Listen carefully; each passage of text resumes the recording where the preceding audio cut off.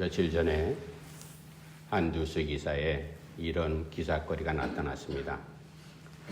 터키에 있는 한 수의사가 근무하는 동물병원에 정말로 깨지지않은 어미개가 문 앞에 와 있는데 그 모습을 봤더니 그 어미개 입에 무언가 물려 있는 거예요. 무언가 하고 수의사가 가만히 봤더니 어린 새끼예요. 새끼를 물고 와서 그 앞에 문 앞에 서성거리고 있습니다. 수의사가 얼른 문을 열고 그 개를 데려다가 이제 수술대 같은 거기 병상 위에다 어린 개를 눕혀놓고서 가만히 봤더니 죽은 것 같아요. 그런데 의사는 본능적으로 살았는지 죽었는지를 확인하기 위해서는 그 개의 심장이 뛰는지 안 뛰는지 그것을 확인해야 될 거 아니에요. 가만히 봤더니 심장을 봤더니 조금씩 뚝딱 뛰고 있는 겁니다. 그래서 수의사가 얼른 그 개에게 주사도 놓고 그리고 급한 김에 헤어드라이기 있잖아요. 자기 쓰는 헤어드라이기 뭐 개한테 쓰는 건지 몰라도 그걸 가지고 비에 다 젖어서 벌써 차갑게 식어가는 어린 개를 향해서 막 몸을 녹여줬어요. 그랬더니 그 녀석이 얼마 후에 살아났습니다. 그런데 동네 사람들이 나중에 그것을 알게 됐죠. 그 어미개가 어떻게 알고서 그 동물병원까지 왔을까? 그것은 그 어미개가 예전에도 그와 유사한 일이 있었는데 동네 사람들이 함께 해서 그 새끼들을 부상당한 새끼인지 죽어가는 새끼인지 몰라도 그 동물병원에 데려다주고 고쳐준 일을 기억을 하고 있었다. 사람들은 그렇게 생각을 해요. 그러니까 어미개가 본능적으로 나중에 한 일이지만 어미개가 자기 새끼가 있던 곳에 가봤더니 이미 여러 새끼들이 죽어 있었고 마지막 새끼를 입에 물고 살리고자 병원에 찾아왔던 겁니다. 그러니까 그 어미개의 마음 가운데는 그 병원에 가면 예전에 우리를 도와주고 고쳐줬던 그 사람이 있는 것, 뭐 의사인지 뭐 걔가 알겠어요. 본능적으로 데리고 왔던 거죠. 기대감 속에. 이 죽어가는 새끼를 아마 데리고 가면 살릴 수 있지 않겠나.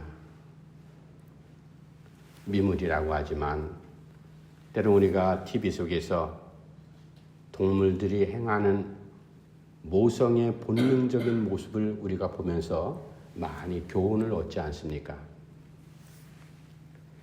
오늘 베드로 사도는 소아시아에 흩어져 있는 여러 교회 성도들이 지금 상당히 신앙이 흔들리고 있습니다. 왜냐하면 거짓 교사들 그리고 철학자들 이상한 유대인들이 와서 베드로를 통해서 그리고 여러 사도들을 통해서 들은 복음에 대해서 신앙생활을 제대로 하지 못하도록 흔들어 버리고 있는 그런 상황이거든요. 야, 부활이 어디 있냐? 예수의 죽음이라는 건 그냥 죽음으로 끝난 거지. 뭐 예수 믿는다고 뭐 문제가 해결되냐? 뭐 너희들 엉뚱한 짓 하지 말아라. 그렇게 소아시아에 들어있는 조그만 교회들을 이렇게 흔들어 버리고 있으니까 베드로가 그 소식을 듣고 두 번째 편지의 내용입니다. 그래서 맨 마지막에 그렇게 말하죠. 우리는 경건한 마음으로 새 하늘과 새 땅, 주님께서 약속하신 그 새 하늘과 새 땅을 바라봐야 됩니다. 그렇게 이제 메시지를 던지면서 우리에게도 질문합니다. 우리도 새 하늘과 새 땅을 바라봐야 될 우리의 정체가 무엇입니까? 하나님의 백성이고 예수를 따르는 예수의 사람들이고 그리스도인들 아니겠어요? 그러면 새 하늘과 새 땅을 바라볼 때 무엇을 구체적으로 바라볼 것인가?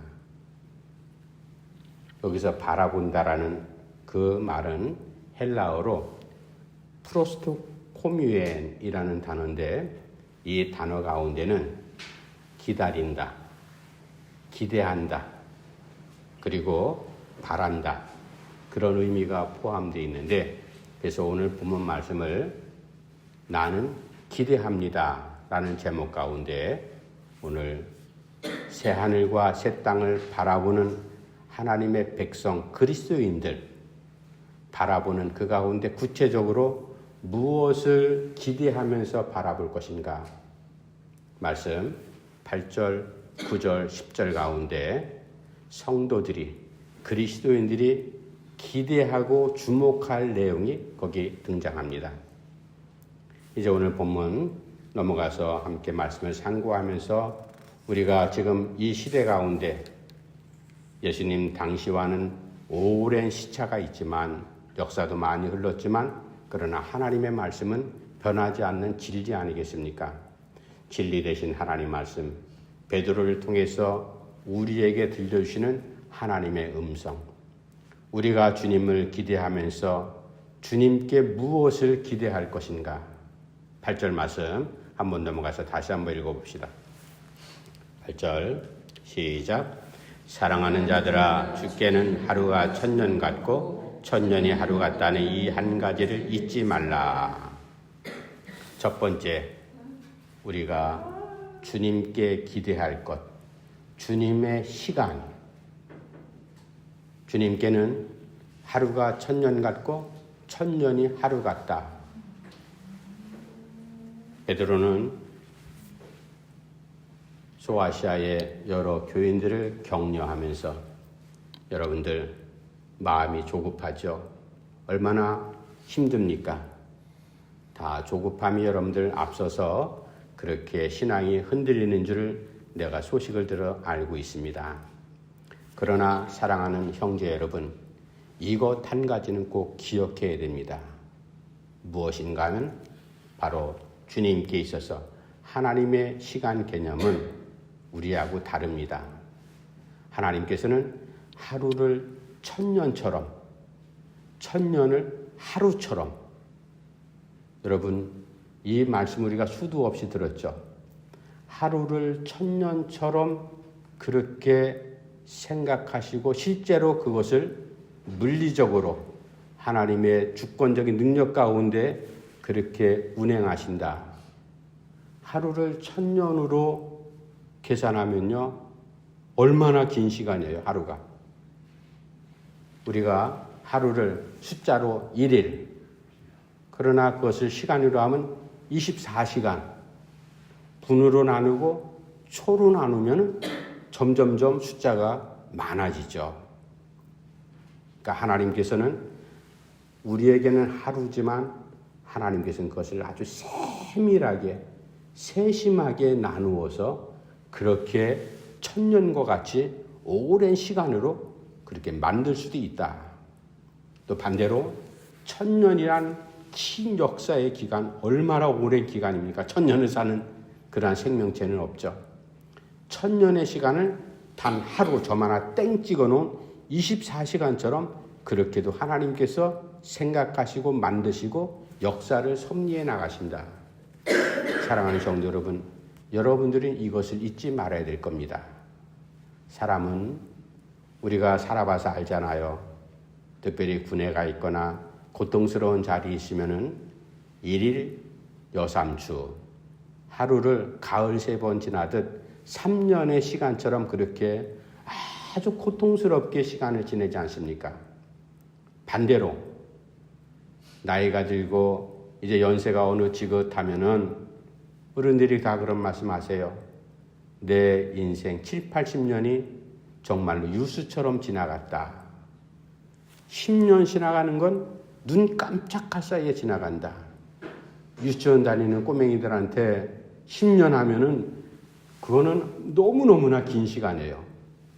그러나 이제 인생을 정리할 시간에 있는 사람들에게는 10년이라는 시간이 정말로 눈 깜짝할 사이에 지나가는 시간 아니겠어요? 하루가 3년처럼 10년이 정말로 쏜살같이 화살 쏘면은 눈 깜짝할 사이에 관열같이 꽂히잖아요. 그렇게 빠르게 지나가는, 우리는 그런 것밖에는 느끼지 못합니다. 그러나 전능하신 하나님께서는 하루를 1000년으로 나누어서 1000년을 하루처럼 그렇게 우리의 인생, 이 세계의 역사를 섭리하시는 전능하신 하나님인 것을 너희들이 잊지 말라. 성경에서는 시간을 두 가지 의미 속에서 말씀합니다. 현대적으로 물리적으로 흘러가는 시간을 크로노스, 그렇게 우리가 알고 있잖아요. 그러나 크로노스의 시간은 모든 인생에게 공평하게 주어진 시간입니다.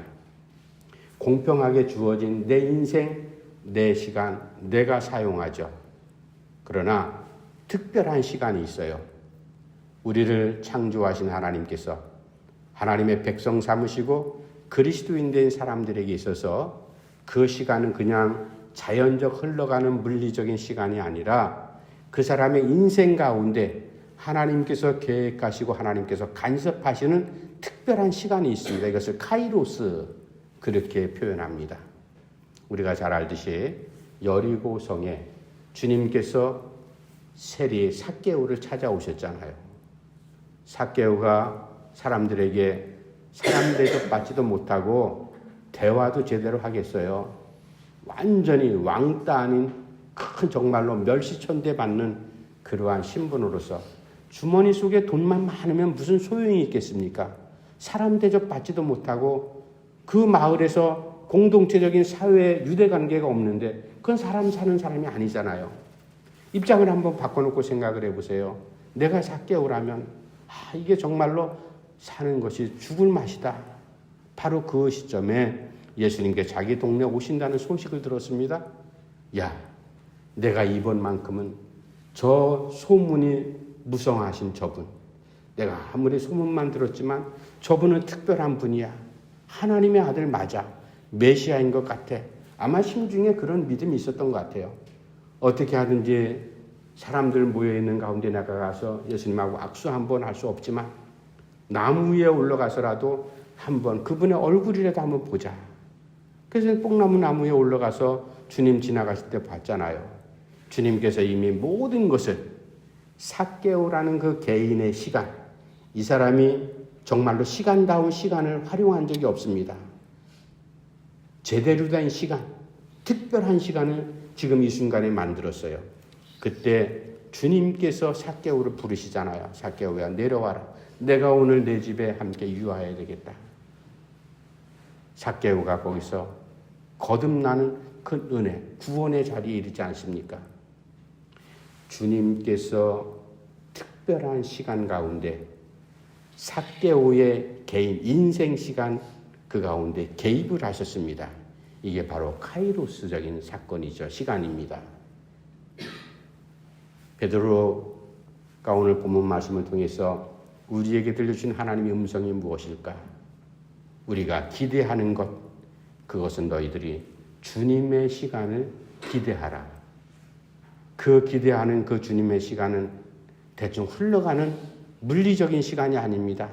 하나님께서 내 인생의 시간 가운데 깊숙이 개입하셔서, 특별히 개입하셔서, 사람들은 다 욕을 하고 나를 죽일 놈, 살릴 놈, 매국노라 그렇게 욕을 한다 할지라도 주님께서 주님의 시간에 나를 찾아오셔서 나에게 변화를 일으킨 바로 그 시간, 그 사건, 삭개오의 그 시간, 주님의 시간이 개입한 사건이었죠. 이러한 은혜가 우리에게 꼭 있어지기를 바라고, 우리가 기억하고 기대하고 바랄 것이 있다면 바로 주님의 시간을 우리가 꼭 믿음을 가지고 기대하는 여러분들이 꼭 되기를 간절히 바랍니다. 두 번째, 우리가 기대할 것, 나는 기대합니다. 무엇을 기대하는가? 9절 말씀 제가 또 한번 읽어드리겠습니다. 9절 말씀, 주의 약속은 어떤 이들이 더디다고 생각하는 것 같이 더디는 것이 아니라 오직 주께서는 너희를 대하여 오래 참으사 아무도 멸망하지 아니하고 다 회개하기에 이르기를 원하시느니라. 아멘. 두 번째, 베드로를 통해서 우리가 주님께 기대할 것, 그것이 있다면 주님의 약속을 기대하라. 주님께서 제자들과 많은 사람들에게 승천하시며 약속하신 것, 내가 분명히 다시 오마. 주님 재림하신다고 약속을 하셨잖아요. 그래서 예수님 승천하시고 난 다음에 이곳저곳에 뿔뿔이 흩어졌던 제자들을 통해서 또 그리스도의 사람들을 통해서 교회가 형성되고 삼삼오이 모이기 시작을 하지 않았습니까? 그런데 소아시아에 흩어져 있던 이 지역의 성도들의 삶을 우리가 역사적으로 한번 상식적으로 거슬러 올라가 봐도 그 당시의 삶이 지금처럼 경제적으로 윤택한 그런 삶은 아니었잖아요. 물론 돈 버는 사람들은 돈을 많이 벌고 부익부 빈익빈, 권력 가진 사람들은 더 많은 권력을 찾기 위해서 아둥바둥하고, 그러나 천민으로 서민으로 종으로 노예로 살아가는 사람들은 사람답게 살지 못하는 상황입니다. 교회에 모인 공동체, 권력진 사람들은 잘 오지 않습니다. 뭐 아쉬울 게 없기 때문에 교회를 찾아오질 않아요. 그러나 문제를 안고 있고 아픔을 안고 있는 그러한 많은 사람들이 이제 교회에 모이기 시작을 했습니다. 그거는 유대인들 가운데도 개종을 해서 그리스도를 구주로 고백하는 사람도 있었고, 헬라 사람들, 전혀 엉뚱한, 하나님도 알지 못하고 그리스도 그자도 들어보지도 못했던, 예수의 옛자도 들어보지 못했던 사람들이 모여서 예수님을 구세주로 고백하고 하나님을 경배하며 찬양하는 교회가 형성되었습니다. 바로 그때 그들이 신앙생활하는 것이 얼마나 힘들었는가. 경제적으로도 그렇고 정치적으로도 그렇고 사회적으로도 그렇고 다른 사람들의 눈치도 봐야 될 일이 생깁니다. 때로는 손가락질 당할 일도 생깁니다. 그러나 그런 가운데도 열심히 예수가 그리스도이십니다. 예수님께서 전해주신 복음의 내용을 제자들을 통해서, 누군가를 통해서 계속 들으면서, 야, 정말로 우리가 이러한 신앙으로 살아야 되겠다, 그렇게 결단하면서 저들의 모임이 이루어져 나가는데, 모임도 모임이려니와 저들도 이제 목구멍을 갖고 있는 사람들 아니겠어요? 경제적으로 음식 문제도 있어야 되고, 그리고 의식주가 다 해결돼야 될 이러한 상황이지만 이것이 넉넉하지는 못했어요. 다 힘들었습니다. 힘든 가운데 저들이 오로지 소망했던 것, 그 예수님께서, 능력 받으신 예수님께서, 부활하신 주님께서 다시 오신다고 약속을 하셨다. 우리가 거기에 기대하자, 소망을 갖자. 지금은 어려워도, 지금은 춥고 배고파도, 지금은 핍박을 받아도 우리가 모이자. 그렇게 기다리고 하루가 지나고 한 달이 지나고 1년이 지나갔는데도 주님 오실 기미가 보이질 않는 겁니다. 이러한 연약한 상황 속에서 성도들의 신앙이 하나 둘씩 흔들리기 시작을 합니다. 흔들리니까 사탄은 아주 교묘하게 우리 성도들의 신앙의 가장 약한 부분을 치고 들어오거든요. 야, 너 기도한다고 별일이 일어나는지 알아? 백날 기도해봐라. 먹을 것이 하늘에 떨어지는지, 내 옷가지가 날 생겨나는지. 이렇게 하면서 여러 사람들에게 손가락질 당하고 흔들림을 당하는 바로 이때에 베드로를 통해서 하나님께서 음성을 들려주시죠. 너희들 바라봐라, 기대하라, 소망하라, 기다리라. 뭐를? 두 번째, 주님의 약속을 기다려라. 그래서 우리가 기대할 것, 주님께 기대할 것 두 번째 사실이 있다면 주님의 약속, 재림을 기다리는 겁니다. 재림이라는 것은 우리가 언제 그것이 현실로 나타날지는 아무도 알지 못하죠. 주님께서 처음 사람의 몸을 입고 이 땅에 오실 때도 그랬잖아요. 이스라엘 백성들이 수천 년간의 오랜 고난의 역사 가운데 메시아를 하나님께서 분명히 보내주시겠다고 약속을 하셨는데 언제 오시지? 거기다가 나라도 완전히 점령당해서 로마의 속국이 됐습니다. 엉뚱한 사람들이 와서 나라를 통치해 나갑니다. 먹고 살 길도 막막합니다. 그러는 가운데도 신실한 믿음의 사람들은 메시아를 기다렸어요. 대부분의 사람들은 이제 그것이 그냥 식상한 그러한 얘기가 돼버렸거든요. 그런데 예수님께서 뜻하지 않게 바로 그 시점에 유대 땅 베들레헴 말구유에 태어나셨잖아요. 사람의 몸을 입고 사람들이 생각했던 메시아는 정말로 하늘에서 흰말을 탄 왕자처럼 모든 사람들이 다 눈에 가시적으로 볼 수 있는 정말로 천재지변과 같은 그러한 놀라운 기적 가운데 메시아가 임할 줄로 생각을 하고 있었죠. 그런데 누구도 알아주지도 못하고 알 수도 없는 저 유대 땅 한쪽 구석, 그것도 마국간에서 태어나신 예수님. 그러나 후대 역사가들이 평가할 때 왜 예수님께서 그때 오셨는가? 지리적으로, 정치적으로, 사회적으로, 문화적으로 모든 것들을 평가할 때 그 시기점이 가장 정확한 시점이라는 거예요. 요때 오신 것이 바로 하나님의 뜻이었다. 누구도 예상하지 못했던 그 순간에. 그래서 예수님께서 공생의 기간 동안에 내가 다시 올 때, 신랑이 올 때 비유도 말씀하잖아요. 슬기로운 다섯처녀처럼 등을 기름을 항상 준비하라. 믿음을 항상 준비하고 내가 언제 오든지 당황하지 않고 신랑을 맞이할 준비를 하라. 너희들 나를 믿는 소망이 있다면 베드로를 통해서 주님 말씀 들려줍니다. 내 약속을 기대하라. 주님께서 하신 약속. 우리가 신앙생활하면서 하나님 앞에 엎드려 기도할 때 또 말씀을 읽고 듣고 우리가 상고할 때 하나님께서 그러면 나에게 약속하신 것이 무엇이 있을까? 여러분들 한번 그것을 생각해 보셨어요? 막연히 주님의 약속, 하나님의 약속, 아브라함에게만 하는 약속, 그런 약속이 아니라 나에게 하신 약속이 무엇일까? 우리가 그것을 말씀을 읽고 들으면서 찾아내야 됩니다. 나에게 주신 하나님의 약속이 무엇일까? 아브라함을 불러서 아브라함에게 주신 약속이 있었죠. 너로 큰 부자가 되게 하리라. 내 이름을 창대케 하리라. 그리고 내 민족을 크게 하리라. 하나님 약속을 주셨어요. 아브라함의 시간이 10년, 20년 지나가는 동안에 큰 부자가 됐습니다. 이름도 명성이 이제 그 지역에서는 나름대로 나타났어요. 그런데 한 가지, 너로 인해 큰 민족을 이루게 하리라. 그러나 자기의 대를 이을 후사가 없잖아요. 아브라함이 왜 그걸 모르겠어요? 하나님 다른 거 다 조건이 갖춰졌고 하나님 약속하신 대로 이루어졌는데 가장 중요한 후사가 나에게 없지 않습니까?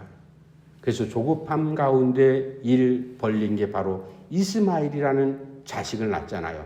그건 하나님이 약속하신 자식이 아니었습니다. 25년 100세가 되었을 때 이삭이라는 아들을 주셨잖아요. 불가능한 상태에서 여러분, 하나님께서 우리에게 나타나는 역사는 내가 아무것도 할 수 없고 내가 포기하고 불가능하다라고 판단될 때 하나님의 역사가 나타난다는 사실을 우리가 꼭 기억해야 될 겁니다. 아브라함과 사라, 자식을 생산할 수 없는 도저히 생물학적으로는 불가능한 상태였어요. 그 가운데 하나님께서 개입하셔서 하나님의 약속을 이루시잖아요.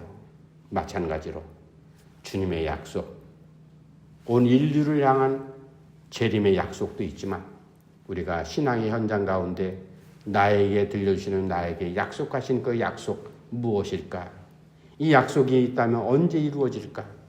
약속의 내용이 무엇인지를 여러분들이 기도하면서 믿음으로 그것을 찾아내는 것이 중요하고요. 그 약속을 우리가 기대하는 것이 두 번째로 중요합니다. 그것을 기대한다는 것은 믿음으로 기대해야 됩니다. 그래서 베드로를 통해서 우리가 새하늘과 새 땅을 바라보는 예수 그리스도를 따르는 사람으로서 주님을 기대할 수 있다면 바로 주님의 약속을 기대하라. 세 번째, 마지막 10절에 이제 우리가 기대할 내용이 거기에 등장합니다. 10절 말씀 한 번 더 읽겠습니다. 시작. 그러나 주의 날이 도둑같이 오리니 그 날에는 하늘이 큰 소리로 떠나가고 물질이 뜨거운 불에 부러지고 땅과 그 중에 있는 모든 일이 드러나리로다. 아멘. 마지막 세 번째, 우리 성도들이 주님께 기대할 것, 바로 주님의 날입니다. 주님의 날이라는 것은 그 당시에 성도들도 다 알고 있었고 제자들도 알고 있었듯이 마지막 날, 오메가 포인트, 새하늘과 새 땅이 만들어지는 그 바로 마지막 날, 그때를 주님께서 이제 베드로를 통해서 다시 한번 소아시아 여러 성도들에게 분명히 말씀하죠. 너희들이 바라보고 기대하고 기다려라. 바로 주님의 날, 마지막 날. 여러분, 마지막 날을 나에게 개인적으로 있어서 여러분들의 삶이 내일이 마지막입니다. 그렇게 딱 전제해놓고 그 내일이 마지막 내일이라고 한다면 여러분들 기다림이 돼요, 안 돼요? 다들 싫어할 거예요. 아이고, 주님, 내일 말고요. 한 1년쯤 있다가, 아니면 10년쯤 있다가, 그 마지막 조금 더 뒤로 밀어주시면 안 되겠어요? 그런데 주님께서 약속하신 마지막 날, 그날 새하늘과 새 땅이 이루어지는 것은 누구도 할 수가 없습니다. 오직 하나님 아버지께서만 결정하시고 그날을 완성하시죠.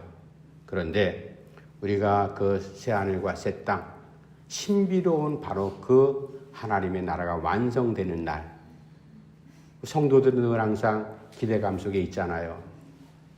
우리가 믿음이 없다면 그날을 생각하지도 않을 거예요. 새하늘과 새 땅이 이루어지는 마지막 주님 재림하시는 그날, 우리가 믿음으로 잘 준비해야 되고, 언제 그 순간에 그러한 날이 온다 할지라도 우리가 정말로 부족함 속에서도 구원의 자리에 은혜로 설 수 있는 바로 새하늘과 새 땅이 임하는 것을 우리가 기다리고 기대하는 것이 소중합니다. 그런 믿음이 없다면 우리가 신앙인이라 할 수가 없죠. 예수 믿는다 할 수 없습니다. 왜? 예수님께서 우리에게 약속하신 마지막 순간 이루어지는 그 구원이 완성되는 날, 우리가 모두 그 자리에 이르게 될 것이기 때문에 나는 그걸 안 믿어. 그럼 사두개인하고 똑같은 거예요. 믿음이 없는 거하고 똑같은 겁니다. 믿음이 있다면 그날을 우리가 기대해야 될 겁니다. 그리고 나에게 개인적으로 있어서 마지막 그날이라고 할 때 내 인생의 마지막 죽음, 하나님께서 나를 부르시는 날, 그렇게 우리가 생각을 해볼 수가 있습니다. 좀 전에도 말씀드렸듯이 너 오늘 저녁에 내가 내 영혼을 불러갈 거야. 그러면 이 땅에서의 삶이 끝이야. 그러면 그것을 박수치면서 하나님 고맙습니다 할 사람은 아마 아무도 없어요. 병든 노인들도요, 하루라도 더 연명하고자, 아이고 내가 빨리 죽어야지, 말로 입술로는 그렇게 표현해도요, 하루 한 시간 더 살고자 하는 것이 인간의 기본적인 욕망이거든요. 어떻게 하면 더 살 수가 있을까? 여러분, 나에게 마지막 날, 그날을 여러분들이 기대한다. 인간적으로 판단할 때는 하루라도 1년이라도 10년이라도 더 살고 싶은 것이 사람의 마음이지만 그날은 우리가 아무도 알 수가 없습니다. 요즘 세계적으로, 국가적으로, 사회적으로 일어나는 여러 가지 대형 사건, 사고, 여러 가지 크고 작은 일들 우리가 목격하잖아요. 예상한 날입니까? 누구도 예상하지 않았고 그런 날은 기대하는 사람이 없습니다. 그러나 그날 우리가 기대한다는 것은 죽음이 마지막이 아니라 새로운 출발이기 때문에 우리가 그것을 믿음을 갖고 기대해야 된다라는 사실입니다. 왜? 그날은 끝나는 것이 아니라, 모든 것이 없어지는 날이 아니라 하나님을 만나러 가는 날입니다. 예수님을 만나러 가는 날입니다. 그리고 먼저 간 식구들을 만나는 날입니다. 그리고 친구들을 만나는 날이죠. 신비로운 하나님 나라가 우리에게 임하는 바로 그런 날. 그런 날을 우리가 기대해야 된다. 이제 주님의 날을 여러분들이 기대하라. 베드로를 통해서 우리에게 말씀을 던져주십니다. 그날, 주님께서 재림하시는 바로 그날, 아니면 좁은 의미로 나의 죽음이 임하는 날, 우리가 이것을 기대할 수 있을까? 믿음이 없으면 절대로 기대할 수도 없고 욕을 할 겁니다. 뒤돌아설 겁니다. 그러나 우리는 신앙인이고 죽음 이후에도 영생이 있고 하나님 나라가 우리에게 보장된 주님께서 약속하신 바로 그 날이 있기 때문에 우리는 절대로 두려워하지 않습니다. 새 하늘과 새 땅을 바라보는 그리스도인들은 무엇을 주님께 기대해야 될 것인가? 우리는 분명히 주님의 시간을 잘 기다려야 됩니다. 내 인생의 시간 언제 끝날지 모르는 종착역이 어디가 될지 모르지만 그러나 흘러가는 시간 속에 주님의 시간이 나에게 역사하실 때 바로 그 내 인생이 달라지는 큰 역사가 일어나는 주님의 시간을 믿음을 갖고 기대할 수 있기를 간절히 바랍니다. 그리고 주님께서 나에게 약속하신 것, 내가 이루는 것이 아니라 주님께서 그 약속을 이루어 주십니다. 이 약속이 우리의 삶의 신앙 현장 가운데 꼭 열매로 나타나기를 간절히 바라고요. 마지막 날 주님께서 재림하실 때 짧게는 좁게는 나의 죽음이 언제일지 모르지만 그 죽음을 우리가 늘 항상 기대하면서 믿음으로 하나님 앞에 정말로 신앙인답게 그리스도인답게 달려가는 우리의 발걸음이 꼭 되기를 간절히 바랍니다. 기도합시다. 하나님 아버지 은혜를 감사함 드립니다. 2025년도 시작한 지 벌써 이제 한 달이 지나가고 있습니다. 주님께서 저들에게 은혜를 허락하셔서 이 땅에 살 수 있는 생명을 주실 때에는 분명히 우리를 통해서 하시고자 하는 일, 나타내고자 하는 일, 바라봐야 될 일, 기대할 일 있기에 우리에게 또 새로운 시간을 주신 줄 압니다. 오늘 베드로를 통해서 우리에게 주신 말씀처럼 우리가 주님을 기대합니다. 나는 주님을 기대합니다.